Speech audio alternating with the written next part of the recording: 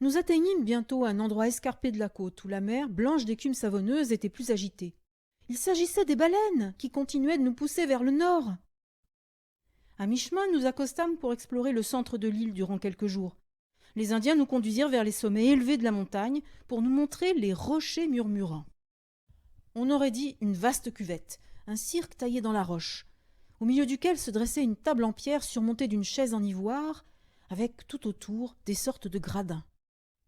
Et effectivement, des murmures étaient perceptibles depuis n'importe quelle place de ce formidable théâtre, phénomène de l'écho allant et venant entre les hautes parois.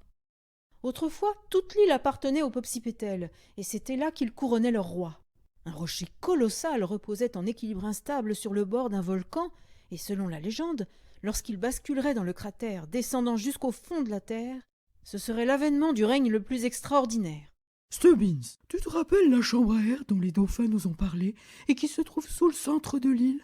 Cette pierre est assez lourde pour pouvoir crever la chambre à air si elle tombe dans le volcan.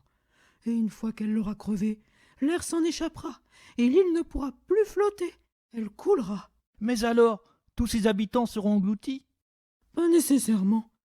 L'île pourrait avoir pied si elle ne descendait qu'à une profondeur de, disons, 3000 mètres. Une bonne partie resterait au-dessus de l'eau. Souhaitons que ce massif fragment ne perde pas son équilibriosité, car j'ai peur que sur sa lancée il ne s'arrête pas au centre de la Terre, mais qu'il traverse tout le globe et qu'il ressorte de l'autre côté. Maintenant que nous avions visité toute la contrée, il était grand temps de repartir. Le docteur avait tellement hâte de revoir Longue Flèche que nous terminâmes le voyage durant toute la nuit.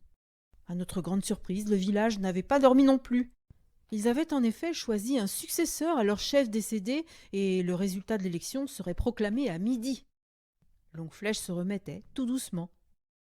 Nous nous étendîmes quelque temps juste après notre petit déjeuner, tombant aussitôt dans un profond sommeil.